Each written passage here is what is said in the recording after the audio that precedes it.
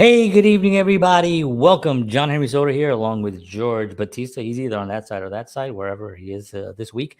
We're very excited today. Oh, man, I am so happy. We have David Sancious on the show this evening. And wait till you hear about David because it's gonna blow your mind. And we've been listening to him for years, and I guarantee that you have too.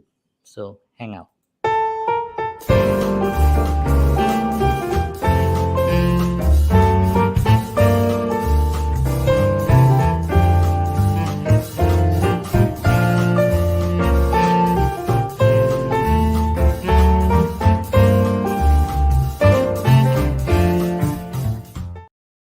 All right, we are back after our amazing theme song that I love to dance to. George, you know what happens? I start talking, so why don't you just tell us a little bit about our guests, and then we'll bring them on and rock and roll. Absolutely. This is so exciting, and I'm such a fan here. So David Sancious is long regarded as one of the premier musicians in the world. David was one of the original members of the Bruce Springsteen's E Street Band, has also toured and recorded with the likes of Peter Gabriel, Sting, Eric Clapton, Jeff Beck, Santana, Seal, and a long list of A-level musicians. He also created great breaking music with his own band called Tone. In 2014, Sancious was inducted into the Rock and Roll Hall of Fame as a member of the E Street Band. In 2020, David released his 10th album called Eyes Wide Open, which also featured legendary names as Vinnie Colaiuta, Will Calhoun, and Prince alumni Michael Bland. That album is a mix of 4 vocal and 4 instrumental compositions, and is also a movie for the ears, addressing today's issues head-on through David's signature sound, and we are honored to have him on this program. So let's bring him up, ladies and gentlemen, Mr. David Sancious. Hey, everybody. There he is. All right. And of course, I pronounce the name Sancious because I'm cheesy, but that's okay. Over the years, it's gotten many different most of them are acceptable. That's okay. I appreciate that. Thank you. So thank you so much for taking the time to do this. We're really honored to have you here. We've heard you play for so many years. I know I saw you with Eric Clapton at some point in the 90s at the Garden, I think it was. It was, yep. And incredible show. And just one of those things that, I always tell people, I was like, you've definitely heard him play. Your ears have absorbed the sounds that he creates. And that to me is always a joy to have people on that have such an impact musically, emotionally, and spiritually. And so we're gonna start some questions. We are live, so if anybody's out there want to ask some questions, you can shoot them into the box there. George is going to start with our first question. George. Yes. Well, again, thank you so much for coming on. And by the way, we I think the first time we actually saw him, John, was with Sting. I think it was the 10 Centimeters Tales tour in the early 90s. Yes. And that was a great, that was one of my favorite bands because it was just you 4 guys, right? It was that was like really as a quartet, I got to say that was the best quartet I've ever been in. I absolutely it was one of my favorite of Sting's bands, actually, because it was like a 4-piece rock band. You guys just rocked it out, which was amazing. Yeah, absolutely. But so obviously you're a multi-instrumentalist. Who were your early inspirations growing up musically? My earliest inspirations growing up musically, let's say for piano, I have 3 pianists that I really, really focused on and that inspired me a lot. And that would be Keith Jarrett, Herbie Hancock, and Chick Corea. Oh, yeah. Those 3 pianists were like my sort of, guideposts. I'm still trying to get it together based on their music and their incredible inventiveness on piano. Yeah. So they were, for keyboards, that was it. For guitar, I was really into Jimi Hendrix, of course, and Jeff Beck. But B.B. King was my first electric guitar. My father was a big B.B. King fan, and he had all of his albums and stuff. And we would sit around on the weekends and play records, and he would point out different things to me, different sounds and different. My father was really good at pointing out where the good solo was coming. Oh, nice. We used to listen to organ music, like Hammond organ players like Jimmy Smith and Jack McDuff and all that stuff. And again, he knew all that stuff. And we used to go to Asbury Park. There was a place called the Orchid Lounge. And all those people came through there. All those organ players at the time came through there. So we, between having the records at home to listen to and then getting to see them live sometimes, but we'd be listening to a song and he'd go, "Hey, all right, David, listen, there's a good solo coming up." It's like, pow, this is where it starts. Oh, that's so cool. That was inspirational to me as well. Yeah. That's so cool. I think it's so important that parents do that. Like I have 2 kids and I'm constantly, come here, you got to listen to this. Sit down and just pay attention. I don't know if you're going to go in that direction, but it's so important. And, we talk a lot about the music industry and where it's going and where it's whatever. Yeah. And one of the things that we talk about, and I think we've mentioned it on almost every show when we've had a musician on, was that there was an article written in the Atlantic about how 70% of the music that's streamed today on Spotify is older music. Mm-hmm. So meaning that most of everything that's being streamed is stuff that's 30 years old or more, meaning that the stuff that's currently being produced sort of does not have the shelf life of things that were just created. And it's a very interesting article. It's on Atlantic. And so what are your thoughts on that? Because you were listening to the best of the best coming in, through this whole. And that's an interesting statistic that you just said. I didn't know that, but it works to my advantage because a lot of music that I'm on apparently is getting played a lot. So yes, absolutely, it works well for me as far as royalty. Exactly. It works out pretty well like that. But yeah, I know, it's the music industry is so completely different from it was when I got in the 70s. I got my first record contract, I think it was 1976 or something like that, 75, somewhere in there.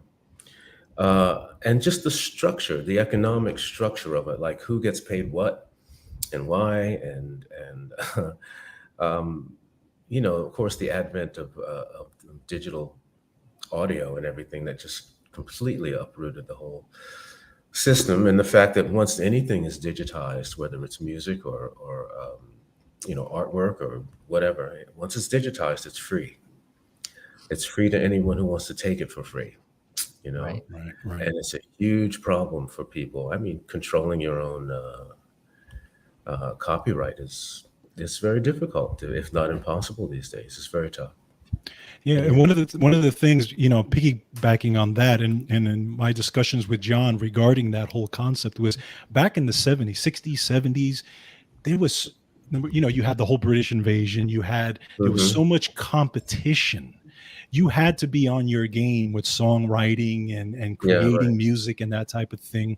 Right. And, so everybody was trying to up each other, whether it was Led Zeppelin all the way to Clapton, all the way to whoever it was. And, sitting down and writing a song back then, think people like Jackson Browne, who would sit down on a piano and take hours to just bring out this beautiful piece, where nowadays it's so much different because you have TikTok, you have all these things where somebody could just do something in 2 seconds and there it is, It's almost like if you bought the right piece of software and pushed the right button at the right time, exactly, you got something, Right. That way, that's the state of what's the state of music software these days. Yeah, and you can just do insanely, put together things on your laptop, even without being in a sophisticated studio. But there's a change in the way that people write. Kind of going back to what you're saying, it's not even.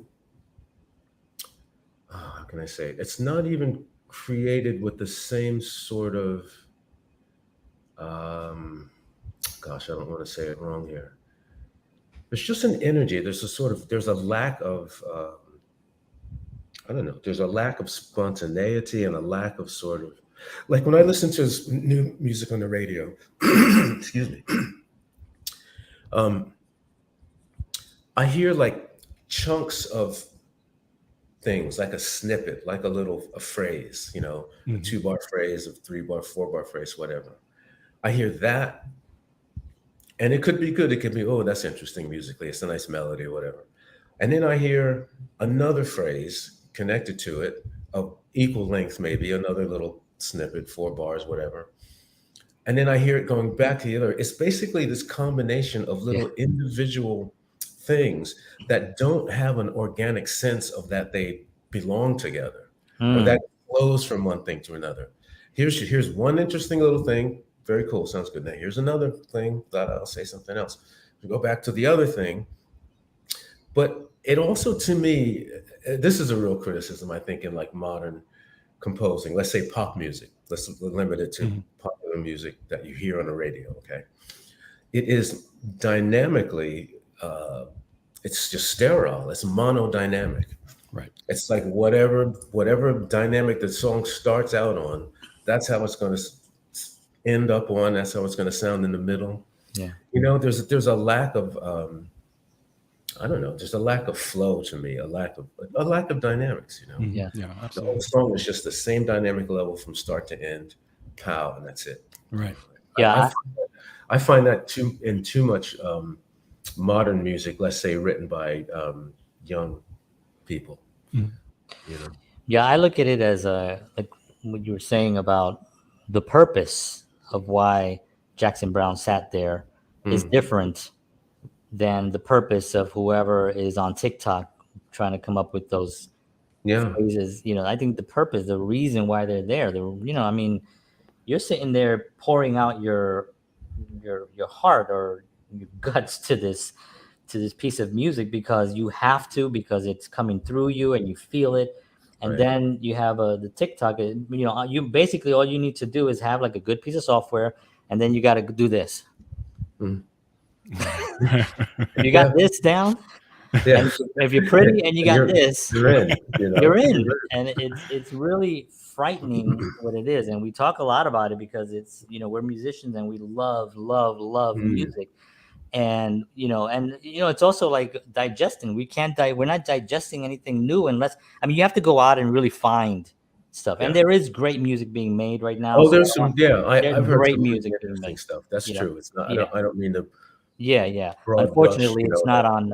Everything new and modern is like what I'm saying, but because I really have heard some outstanding, interesting stuff. But that's sort of. It's a bit more in the minority of experience, but it is out there for sure. Yeah, you have to search for it. And I think too, what's different with kids, I'll call them kids, so say with younger artists of this generation, there's more of it's like a push as a competition to be famous as opposed to a competition to be a better musician. You're right. Yep. And I think people from my generation and all that was the focus. I think we didn't have the distraction of social media. I think social media is quite damaging, frankly. Yeah, I really do. I think it's doing quite a lot of damage to a lot of things, to society, to people's attention spans, to all kinds of stuff. But we did not have that distraction. And the younger musicians, this generation, they're better at business than we were. They're much better business people. They're much better business people and marketers. They know how to market themselves. But I think in a lot of times, in the quest to market yourself, you can lose yourself. Right. Because that's the focus. You can become so focused on marketing yourself and winning that you forget your focus on your own creativity and growth. Yeah. Like I'll see someone with like 100,000 followers, and I'm like, wow, an artist with 100,000 followers. Then I go listen. It's nothing interesting, it is what it is, and that's about it. And everyone following someone like 100,000 followers. Does that equal $100,000? Is every follower like, what does that mean? going to show up as $1? I don't know. And I work in social media actually, so I'm sort of like in it.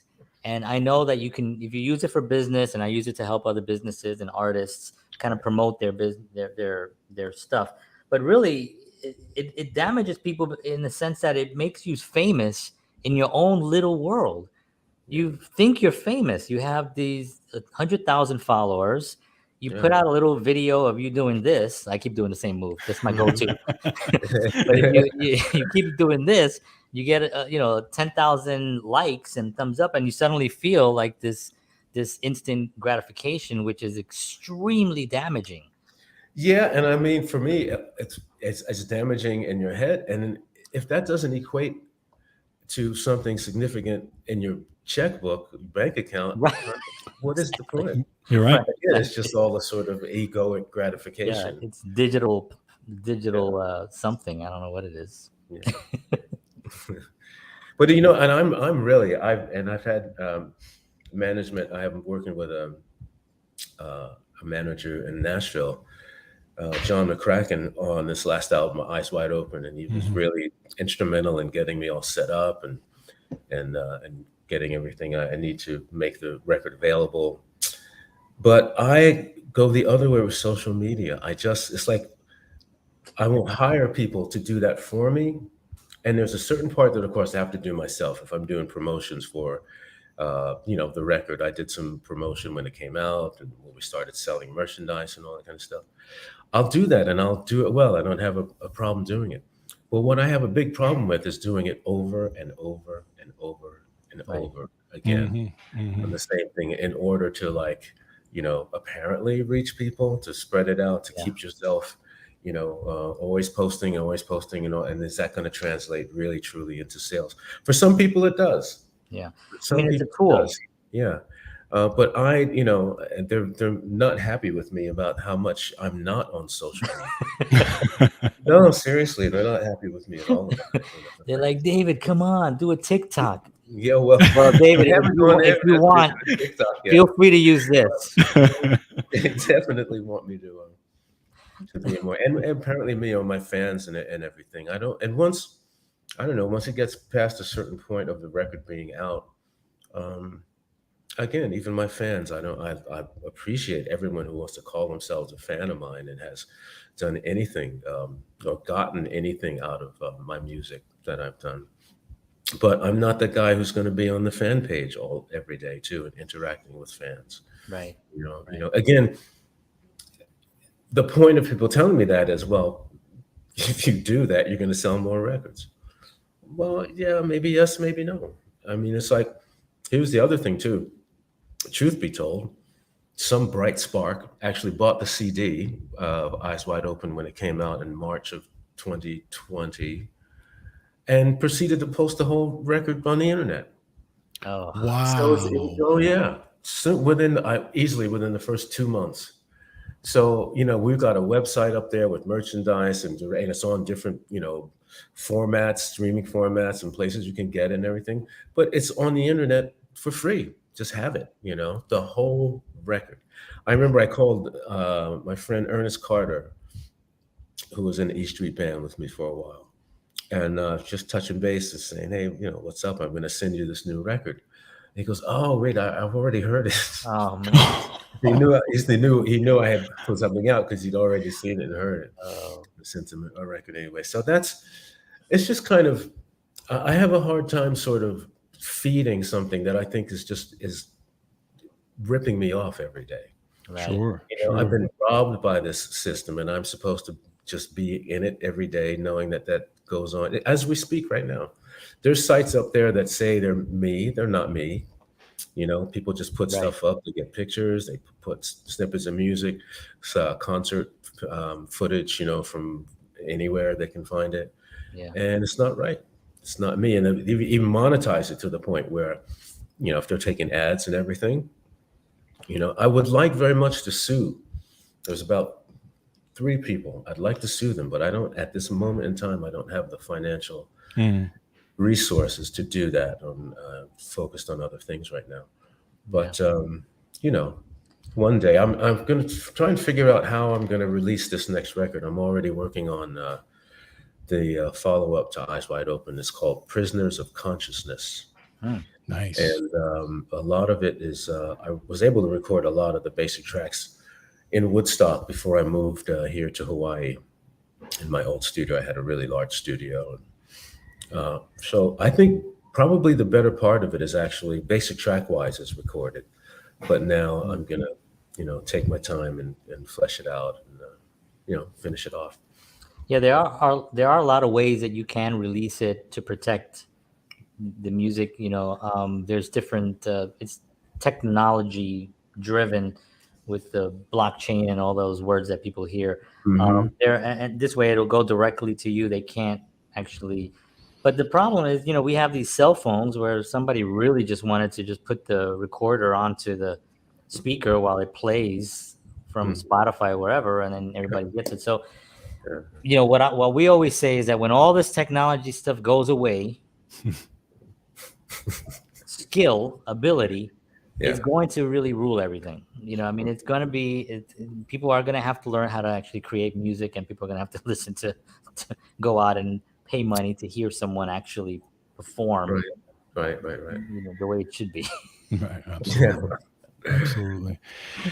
So growing up playing, I know you were playing when you were very young, and obviously your dad introduced you to a lot of music and that type of thing, which is great. So was music the one and only thing for you? Was there any time where there was any doubt that you would do anything else or anything like that? Or was just that one thing? No, it was music from the age of, I would say, like 6. Wow. From when I first got to play a piano. We moved from Asbury Park to Belmar, which is about 8 miles away, but it's a smaller town, but it's nicer, it's safer. We had a better house. And there was a piano in the house as part of the sale. The owners didn't want to take away the piano. Nice. So my mother sat down at the piano and just blew my mind. I had no idea she could do that. Wow. So that was the start of it, really. But yeah, since about age 6, 7, I briefly, when I was about 9 years old, I thought maybe it would be nice that I could be a lawyer, a defense lawyer. Mm-hmm. Oh. I just got enamored of, like, there were shows back then in the 50s and 60s of shows like Perry Mason, yeah, that kind of stuff where, saving the innocent person. But, you get older and you realize that most people they're guilty. Most of them are guilty. I don't think that's going to be good. Especially on those shows.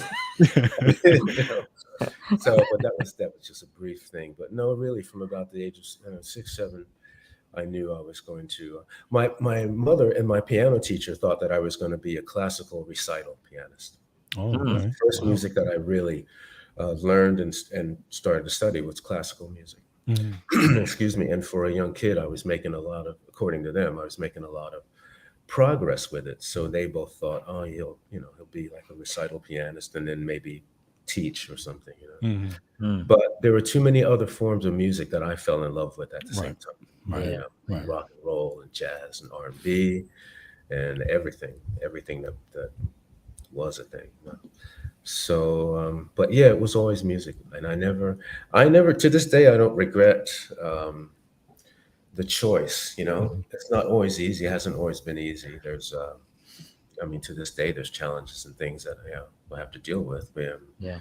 Because of the choice you made to be an artist with your life, and but no, it's working out well. Yeah, I was gonna say, at least you don't have somebody saying, "Hey, are you eventually gonna get a job or what?" Yeah.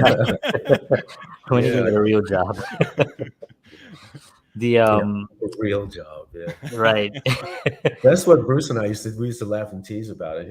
He said it in interviews with Bruce Springsteen. He'll say, like, that's why we're musicians and artists, because we don't want to have real jobs. Right, exactly. We don't want a real 9-to-5 job that doing horrible something thought. I'm really not crazy about, and then I might not even be good at it. So. Well, Bruce, during the Rock and Roll Hall of Fame induction, he mentioned that he met you at 16 years old. Yes, yeah. That's like that was unbelievable. I'm trying to think. Technically, he might have met me in my summer of my 15th year, but yeah. Wow. It was summertime for sure. I remember that. It was summertime. and I had walked to Upstage, this music club in Asbury Park, in order to just see if I could get into a jam session or something. And that's where I met him. Wow. Yeah, and it was definitely. I probably was. Yeah, I was either 15 or 16. I quit school when I was 15 years old. I quit high school. Wow. Yeah, I didn't know that I could. I was very unhappy in school. Very, very, very unhappy in school. And I went to a high school where I was. Let's see, there was 500 kids in this high school, and there were 23 black kids. And Oh, wow. I was one of those kids who got bused 20 miles every day in high school, back and forth. And I was very unhappy with the situation. That's too much unhappiness to go into. But it was a history class one day, and he was talking about the Civil War and the whole slavery period. And he said something that made me feel like it was a bit of a whitewash of the situation. Like you're not really dealing with this serious situation in a serious way. And I said something to him, and we got into a sort of verbal back and forth in the class. Wow. He was talking about a fact or something that I knew wasn't factual, because we had a great library in our house, and my mother was a school teacher for all of her life. Wow. And so we had multiple books about history and encyclopedias and all kind of stuff. So anyway, he didn't like the fact that I was challenging what he said, and it got even more heated, and he ended up kicking me out of the class. Wow. Yeah, he told me to go to the office, and it was interesting because the other few black kids in that class at the same time were like really, they knew what I was saying, and they were amazed that anybody's going to stand up and do it. So he kicks me out of class, and I think he told me to go. If you kick you out of class, they normally tell you to go to the principal's office. Somehow, I don't know if this was on my own thing. Maybe they sent me to the principal's office, and then the principal's office sent me to the guidance office. Okay, guidance counselor. Okay. Right. So this guidance counselor back then, it must have been her first teaching assignment. She had to be like just barely 20, 21, old enough to teach whatever. And I tell her what happened and how unhappy I am with the situation. I hate coming here, and I hate being taught by these particular people. And she said, well, if you're that unhappy, you can quit. She said, you can. No, here was the thing. You could quit without your parents' permission. Now, the state of New Jersey, in the state of New Jersey back then, and I was every second of 15 years old. I wasn't 16, 17, or 18 or anything. And I said, really? Like, seriously? She said, yes. Show me. What do I say? And sure enough, she did. And that day, after I signed this piece of paper, I walked out of the front of the high school, right past the principal's office. It's like, I'm out of here. Don't you dare try to fuck me. I'm done. Anyway. Now, listen, I'm saying all that to say I don't recommend that to anyone. And nowadays, that was me in my situation. Nowadays, you heard it here first, kids. There's educational opportunities that are much, much better today. And I highly suggest that you get an education and enjoy getting your education and use it to your advantage.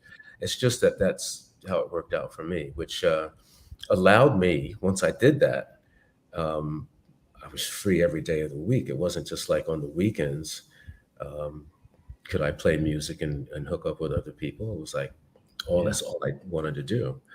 And I met him, and the first time that we started playing together, that was a jam session that went on for about maybe 3 or 4 hours.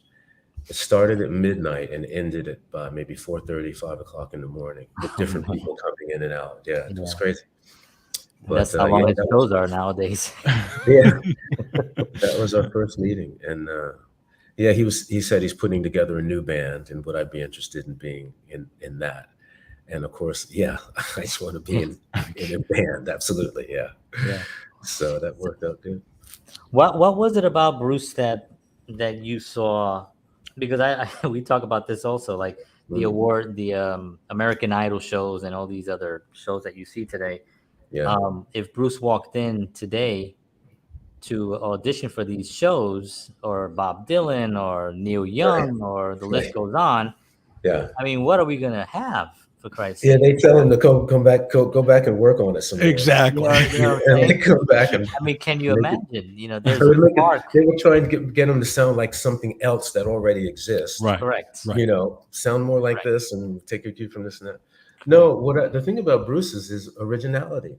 And what I liked about him most, especially back then, he refused to do covers, to do the traditional band Oh, I music. love that. At one point, I mean, the E Street Band did not do covers. It was all his music that he was working on, getting together, which Oh, wow, I became didn't know that. successful. Yeah.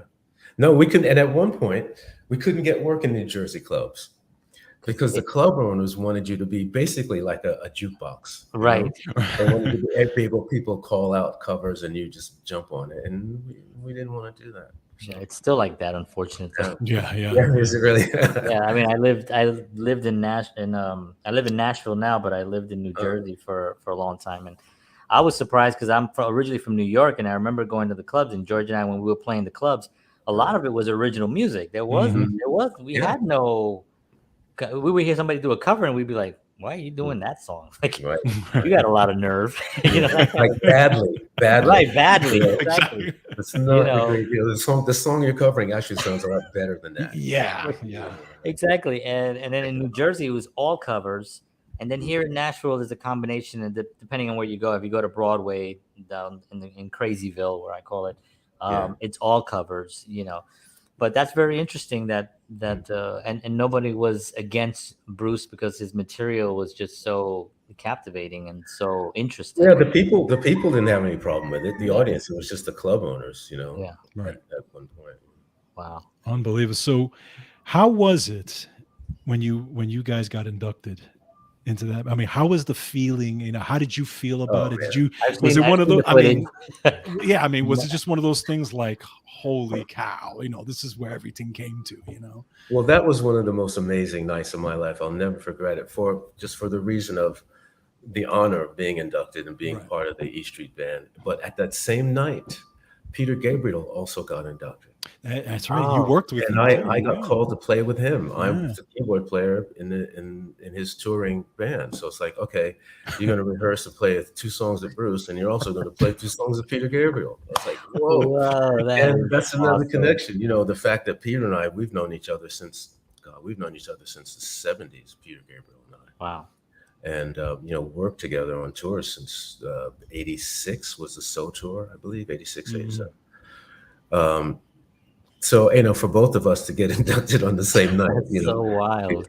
it was pretty wild. So, and it was great doing the double duty. I was able to do it. It was great fun. I got to see everybody again for a minute. And, oh God, it was just like music camp. Backstage was crazy. I had to go from one dressing room for Bruce to the other dressing room for Peter. And in the course of doing all that, I had moved my clothes all over the place. And, you know, people are walking by. Here comes Sheryl Crow, and she's singing. She says, "Oh, David, you're so good. So happy to see you. Congratulations." And you're chatting with people like that. You know, it was just a great night between the energy of the night itself and the honor of it all. And, you know, the fact that we were just able to all be together and enjoy that. It was great. That's amazing. Did you know Peter before or after Genesis? I knew Peter when he left Genesis. Now, the way that really? I know Peter is he had heard my first album, Forest of Feelings, right? Mhm. Which I think was 75 or something. I don't know, 76, 75, somewhere.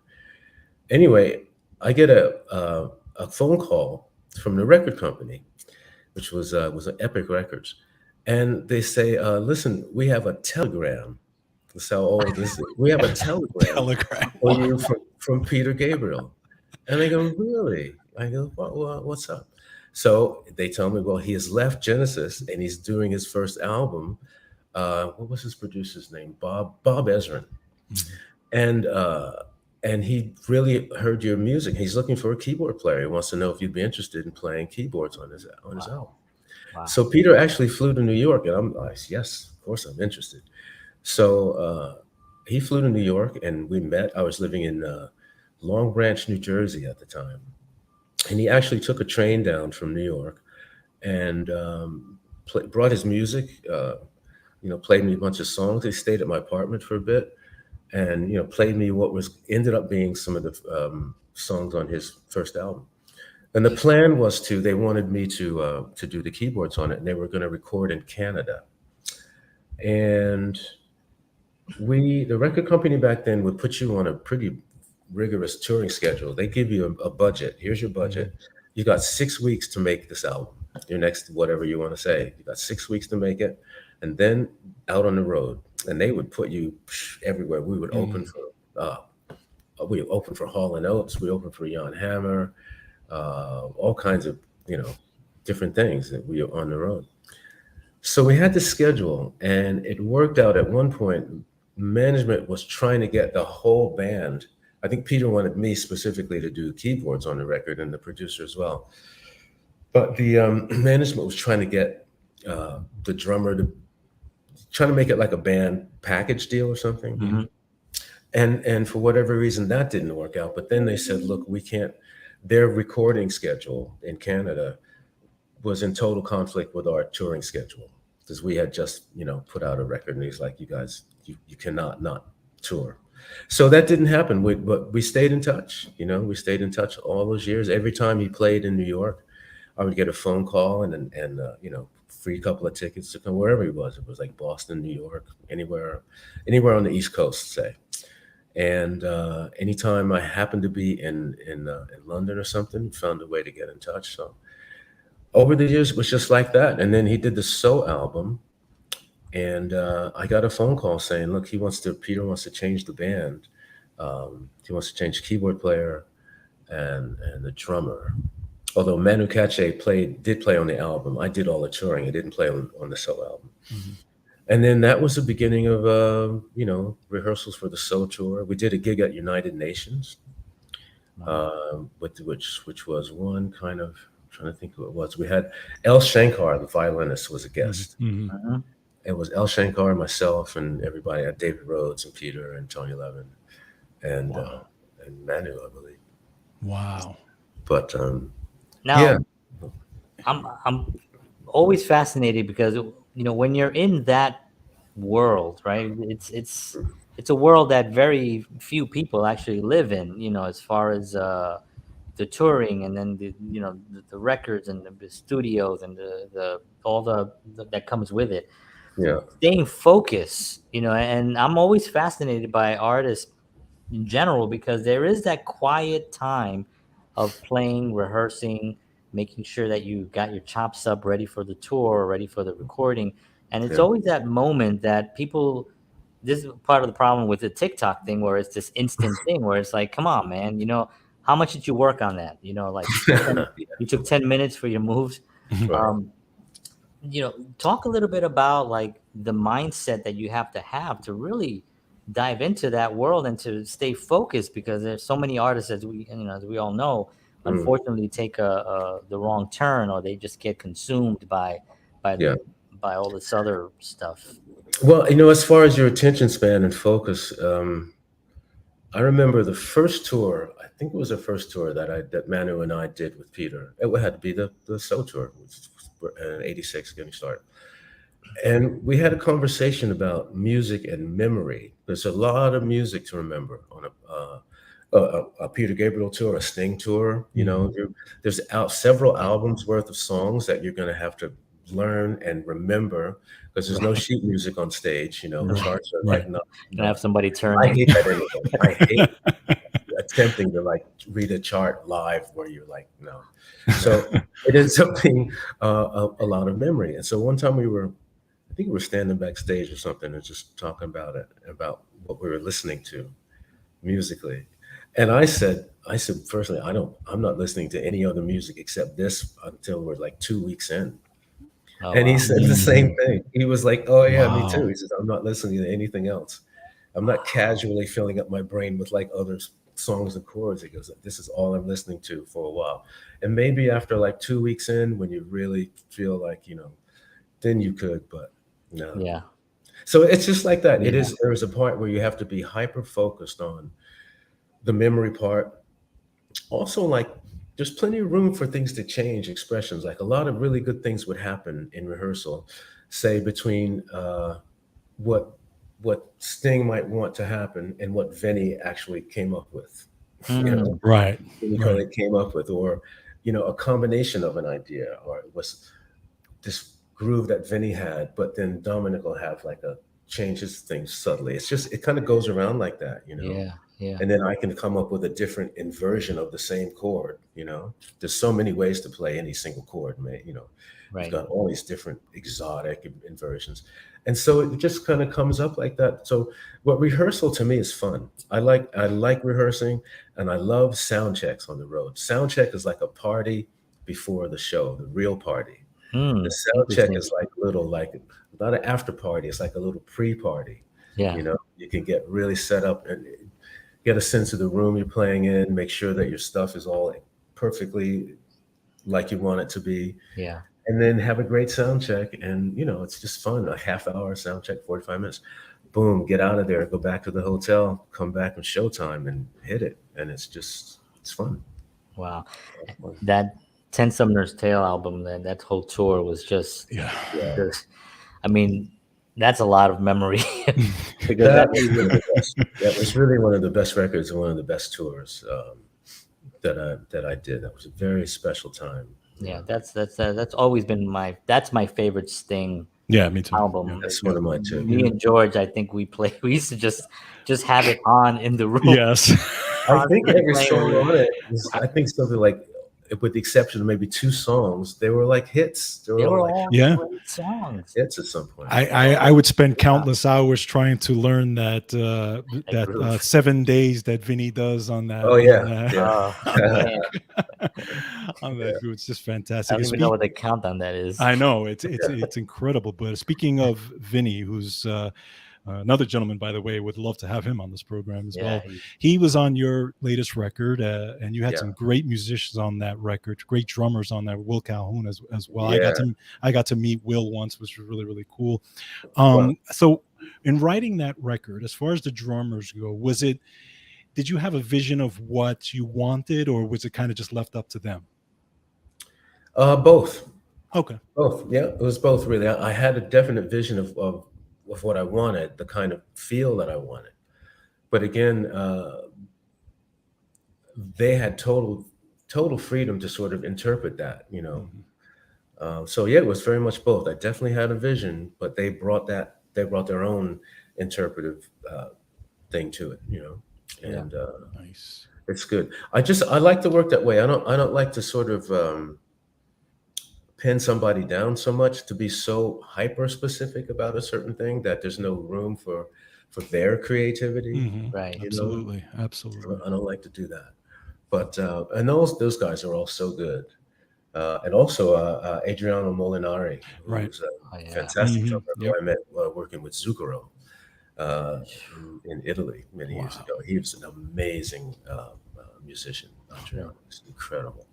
It's just the record. Yeah, Yep, there it is. It was fun. Yeah, it was fun. I kind of like somebody said that to me. I think also Joe Bonadio. Joe was my improvising partner. I used to do solo concerts where there would be myself, and I would sometimes just myself and the synthesizer and guitar, but I would also have a percussionist. And Joe Bonadio and I did a bunch of shows on the East Coast together, and we can really, really improvise well together. And he's a fantastic drummer, also a really good producer. But that was the same thing with Will, always, I would say. The song Middle of the Night is a perfect example. Okay. Yep. Well, the groove on that is insane. Yes. It was like, okay. I wrote the song to a loop. There's like a hip hop. Okay. Right? Okay. And it's a decent sounding loop. It sounds like it's a nice hip hop sounding loop. It really worked good. But when I got Will to come up to the house and put real drums on it, I said, yeah, I want to lose the loop and just, you do your thing, And he said, I don't know, man, the loop's kind of hip. How about if you keep the loop in and let me do some other stuff around it. Check it out. That was totally his response to my saying, okay, here's total freedom. Look at that. Well, but he dug some elements of that. So the groove on that record is like the loop. And then he played bass drum, tom-toms, and at the same time, cymbals. Yeah. And oh my God. And then that combined with the loop, it was like, man, that's Africa Square. Yeah. You know, because that's like some stuff from like Mali. You know? Yeah. He studied in Mali. Right. He did. He studied with master musicians in Mali and also in Australia and with some Aboriginal folks. And he knows that stuff inside out. But I could not believe it. It was like, man, I didn't hear that. I mean, I would have been as surprised if he could have just said, yeah, okay, let's lose the loop. Right. And he actually could have done it, you know, probably found a way to done that whole thing. Yeah. But it was the syncopation of the loop and then his part. But that, to this day, when I listen to that double ride cymbal, what a groove. Wow. And he just like lights it up, man. I've never heard anything like that. So. That's unbelievable. I mean, it has to do with the fact that, yes, great musicians, but also confidence within the room. You know, it's like if you don't have that stressful environment, you're not allowed to think and to be free and to say, oh, you know, I do like that loop, you know. But somebody that would have come into a tent and go, I just had this loop here, but I'm gonna take it out. Now you do your thing. You know, if it was a little bit more stressful, then it would have been, and it would have been probably just as good. You know, I'm not saying. I think so, but it's just that he heard it. He heard the rhythmic possibility of the two of those things together. Right. Adding more to it. That's I love that, the creative process. I think I heard Sting once say where he wants the best around him, because why wouldn't you? You know, because sometimes an artist doesn't want to be upstaged. There's people out there like that too. Yeah, don't go too crazy because I barely hit a G chord. Don't go too crazy on me. No. You know, but when they have the confidence to say, I want the best around me, let's really just let's make this happen. Let's make this the best. And that to me is 10 Summoner's Tale. That album to me was just the best of the best songwriting, the best melodic lines, the best playing. I mean, for me, it was just like the best vocals. That those Sting's voice on there was like just perfect on that record. You know, it's just a great album. We can make a whole show about that album. It was a good time. Another thing that I found out about you, and you and I have something in common. You're really into health, nutrition, and yoga, and keeping yourself healthy, right? Now, we try. Yeah, absolutely. I'm into that stuff too. I help people with nutrition and that type of thing. But was that something that you did for, like, especially on tour and stuff like? Because I have to imagine when you're on these long tours, you know, you have all this bad food. Sometimes you got all this craziness out there. So keeping yourself healthy has got to be challenging. The yoga, I got into yoga when I was around 19, but I got into yoga as a sort of an accessory to meditation. I was really involved in transcendental meditation for quite a while. But then the form of yoga that I do now, actually, Sting is responsible for teaching me that. And when we started Soul Cages tour, before 10 Summoner's Tale, we started Soul Cages tour. Dominic Miller had, I think in the previous year, introduced Sting to a yoga teacher named Danny Paradise. Oh, yes. Yeah. And Danny teaches, he taught Sting. I think he taught Madonna, some other people, you know. And Sting just gravitated right away. He got into it and just went like full bore into it. Okay. Right. So then the following year when I show up and now we're traveling on the road, we're in dressing rooms together and hanging out, and he starts showing me these things and asking me if I know any positions. I knew a basic position. So he goes, well, I'll show you.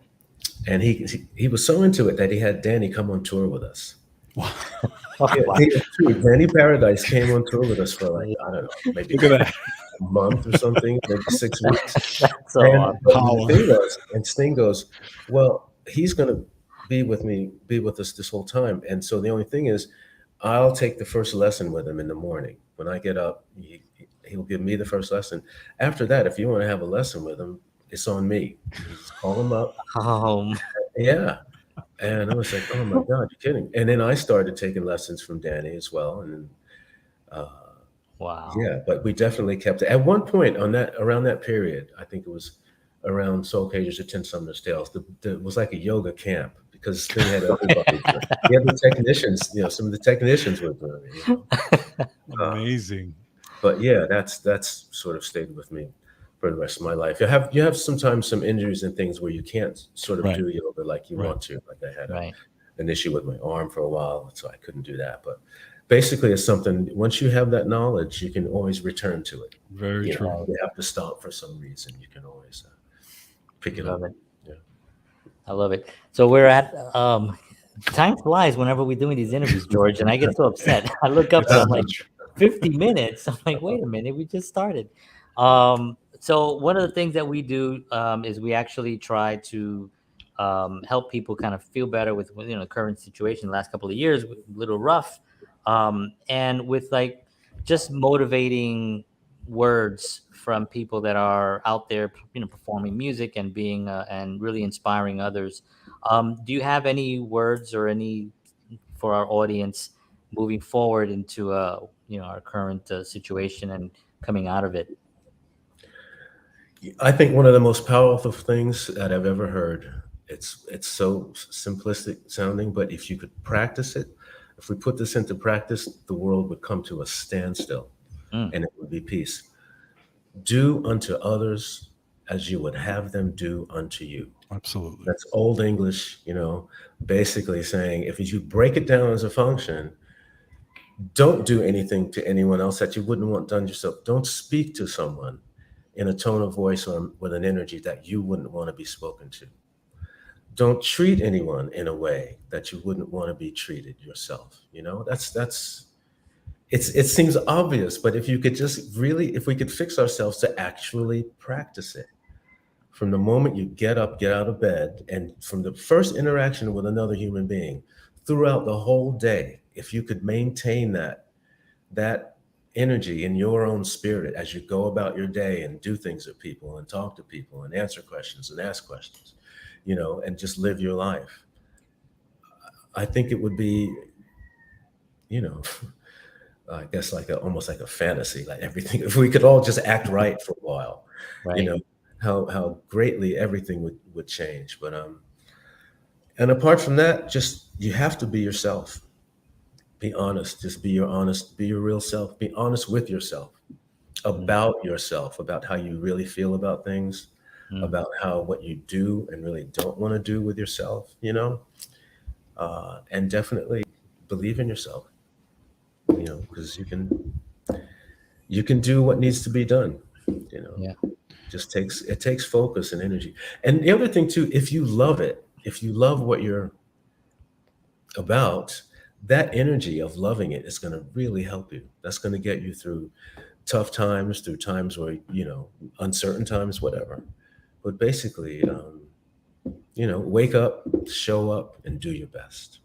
Yeah. That's all anybody can ask. It's funny. I have here on my. I always have here. It's a get up, go do, stay focused. Yeah. Just go do stuff. And just kind of piggybacking us as well especially with your latest record, you have that platform where you can express yourself and say what you want to say. Especially, I know your Eyes Wide Open record really has so much of you in there, and your just about your expression and how you feel about certain things and stuff. Social like that. consciousness. Exactly, the social consciousness. It's fantastic, by the way. And by the way, I was very surprised. I didn't know that you were such a good singer, by the way. I just thank you. Very good vocals on that, but I just wanted to commend you on the record. It's a great Very record. kind. I've been working on that a lot. Yeah. I've been working on vocals since I worked with Seal. That's what really pushed me over the edge. Wow. Together. He was really inspired me. And he also, his vocal coach gave me some lessons, and Seal told me some things about technically how he sings and different things to do. But yeah, thank you for that. Such a great voice with Steele has, and the song "If" is like whoa. That's a really powerful song. That's Thank you. I love that song. Well, Vinny put the fire under that tune, man. Yeah, Vinny, I could hear the He's fire. something else. Like I tell you. outrageous, man. He put the pedal all the way to the metal on that tune, especially like the last, I don't know, last like 24 bars or something. Yeah. It's like- I love it. I love it. So, David, thank you so much for doing this. This has been a tremendous honor. It's been a Oh, pleasure, man. I really enjoyed talking with both of you. Anytime. Thank you so much. Thank you so Absolutely. much. Really appreciate it. And everyone, we're going to put all the information on the link below. Yeah, check out Get his record. Absolutely, Eyes Wide Open, amazing, and check out all his music. And we're just gonna show the record one more time.